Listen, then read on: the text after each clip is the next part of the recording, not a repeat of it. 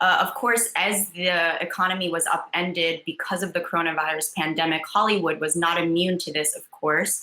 But movie theaters are set to reopen amid this landscape. And there's a new movie coming out called Unhinged, starring Russell Crowe, that is set to be in theaters on July 10th. Mark Gill, the head of independent studio Solstice and the producer of that movie, joins us now to discuss.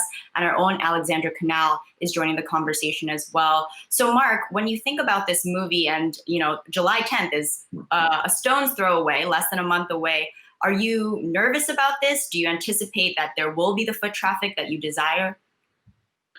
Nobody knows, and that's why we're the only ones doing it. Nobody else was dumb enough. So combination of exhilaration and terror. There are a few good signs. One of them is, before we made this decision, we polled 1,000 moviegoers and asked them, if theaters were open in July, would you definitely go? And we were surprised because 80% said they would. So that was fact one that was good. Fact two is we have polling in the same way that political campaigns do every week. And the interest in going to the movie and the awareness of the movie is much higher than we expected. So these are positive signs, but nobody knows. We're in completely uncharted territory. We are the proverbial canary in the coal mine.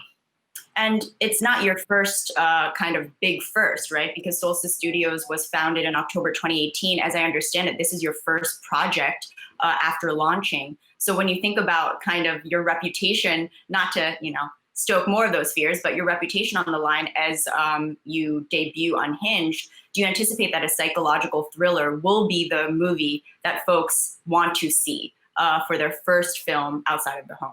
Yeah, thanks for piling on the pressure. Appreciate that. What's interesting is there was a survey we didn't do, but another company did, which asked people, what kind of movies would you like to see when you go back to theaters? And predictably, they listed just about every kind of theater. And here's the interesting part. They asked, what would you most like to see?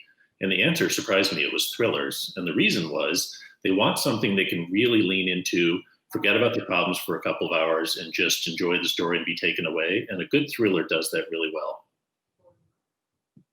Hi, Mark. It's Ali Canal here. So I have a question when it comes to AMC and its decision to reverse its course on its face mask policy. I'm not going to lie, I do have some friends that are hesitant to go to the movies and sit through a 2 to 3 hour movie with a face mask covering on. I'm assuming it's going to take people a little bit to feel fully comfortable doing that, since, as you mentioned, this is uncharted territory. So since your movie is one of the first that will be coming out, how do you expect the audience to be receptive of that and kind of enact these social distancing measures?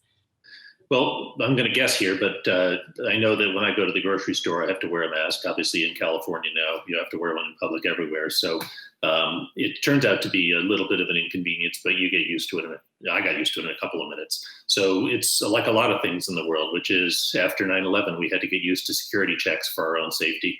You could argue that this is a small inconvenience to help our own safety and others around us.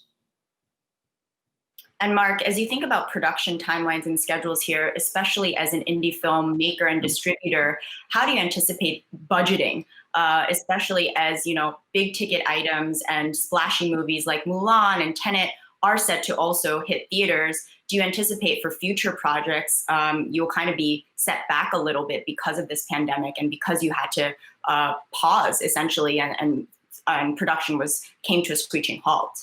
Yes, we experienced that as well. We had a film with Ben Affleck directed by Robert Rodriguez called Hypnotic that was canceled 6 weeks before it was start to shoot. So we were already spending a fair amount of money. We're looking to get it back up late this summer, early fall. But there's no question that it's a $60 million movie, and there will be at least another $2 to $3 million of expenses that relate to contingencies and also safety measures, just to make sure that we can do it in the most responsible way possible. And when you look at the landscape of streaming services and whether it's the new Peacock and HBO Max, have you been in discussions with those platforms during this time? Of course, even after a pandemic, that's the way of the world, right? That's the way that people will be choosing to spend a couple hours on their Friday evenings if they still don't feel comfortable going out to theaters. How do you anticipate the mix of your projects being on those platforms and in theaters? Well, we're a traditional company that goes to theaters first with all of our movies, and eventually they make their way to streamers. So we're a little unusual that way. More of Hollywood, of course, is going to streamers.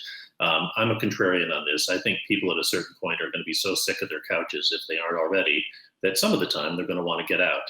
And the data seems to support me on that. People do want to get out. They want to do it safely, of course, but just staying at home and watching things at home every night does have a certain monotony to it. The other thing that's fascinating is if you look at the latest surveys on what people are watching, they've run through most of the programming that they wanted to see on Netflix or Amazon or whatever services they subscribe to. And of course, there's not really much new programming because it all got stopped. So we think actually that's a reason that more people are going to go to the theaters this summer, just because they want something fresh. Now, Mark, real quickly, one change in Hollywood could be limiting on-location shooting, which is obviously a very big part of certain movies and TV shows. That's going to put that much pressure on CGI and other post-production technologies. At this moment, do you think that Hollywood has the skill set and the infrastructure to be able to handle that?